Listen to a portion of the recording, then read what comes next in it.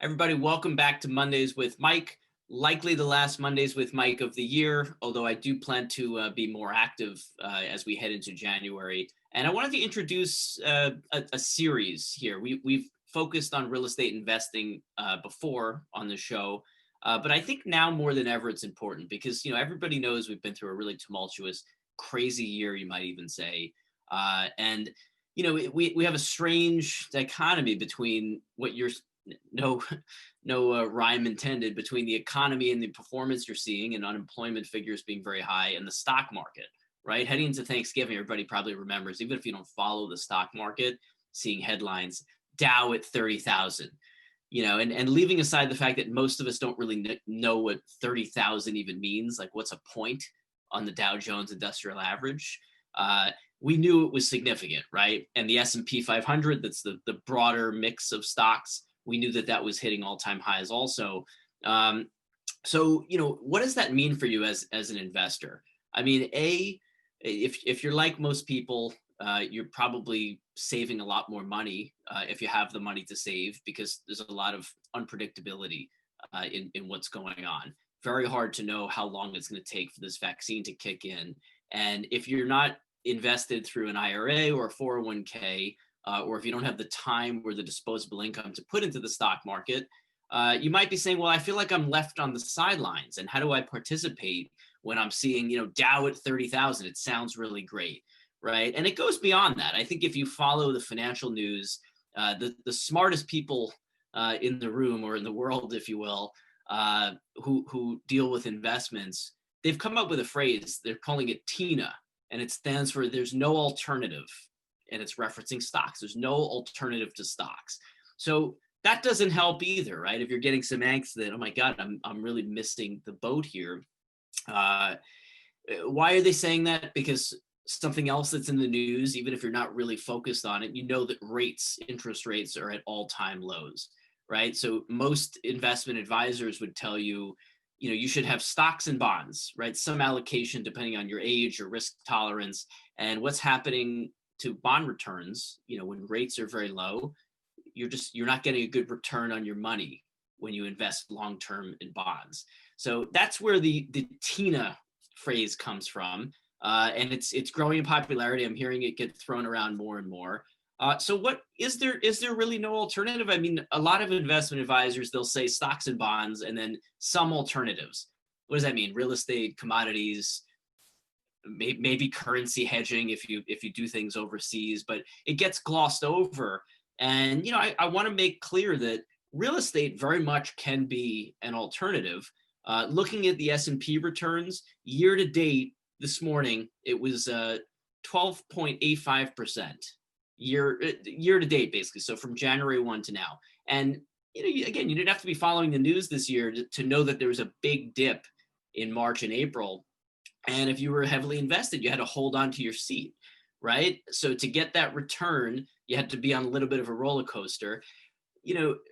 Residential real estate on Long Island, I'm not looking really so much at the city, although Queens is included. So Queens, Nassau, Suffolk, as of November 30th, because the numbers lag a little bit for real estate closings, it was up 14.7%. So is that not an alternative? And maybe you're already thinking, yeah, but you know what, Mike, you're talking about the house that I live in, right? That's not the same thing. If I wanted to invest in real estate, commercial real estate, or multifamily where I'm getting a rental income stream, I need a lot of money for that, or I need a lot of credit. And that may be true. We're going to get into that as we get more and more into this investment series. But I don't think you should overlook the value of the equity in your house. If you're like most people, over the last 10 years, with underwriting standards tightening up after the last crash, most people have more equity in their house. They put a bigger down payment. It's been tougher to refinance at a higher than 80% ratio. So if you have refinance, you still probably have a pretty good equity cushion. And let's face it, home values, especially in the suburbs, have gone way up. We just saw that figure. It's actually topping the S&P now. And by the way, right before getting on here, it's about 2 hours into the trading day today. It's down 1.7%, the S&P 500 in 2 hours of trading. How much has that 14% return in residential real estate dropped? Today, I have no idea. So far this month, I also have no idea. We'll have to see because things need to close, and that's how we get our data. So you can't lose your shirt in a day in real estate. You can over the course of a year or over a longer period of time. I don't want to make it sound like it's risk-free. It's not, but there's a lot of advantage to it. And without this intro going too long, I was reading something really good this weekend by Morgan Housel, and he was quoting this guy Carl Richards, who was talking about how investing in your own house or in residential real estate might be the best investment that people make. So he's not talking about an income stream or investing in commercial or having to be a professional landlord. He's talking about just buying your house and sitting in it for a few years.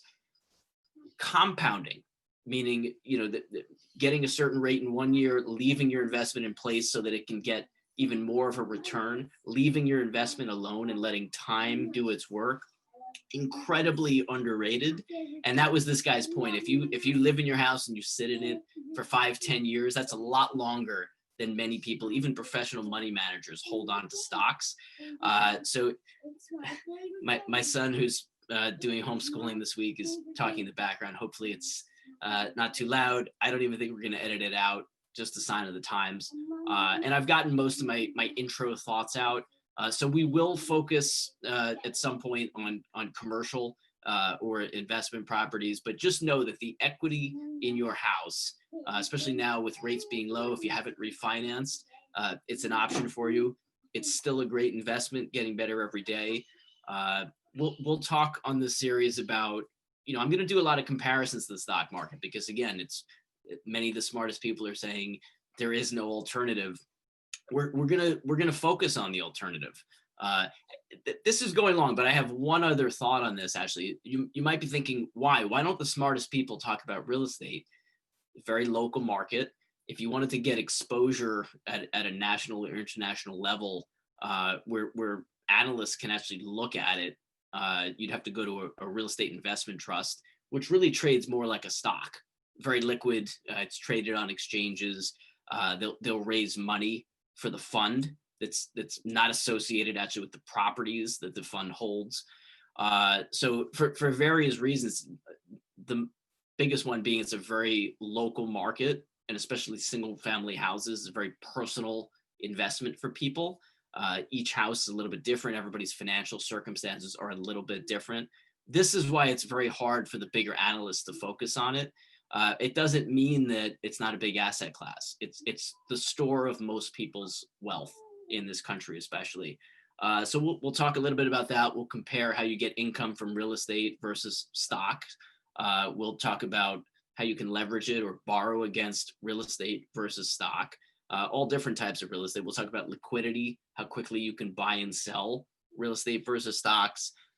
Appreciation, everybody kind of understands that, but we'll get into it. And transaction costs also, very big difference between the two asset classes. So set up the theme. If you're still watching, hopefully you're excited for the episodes to come.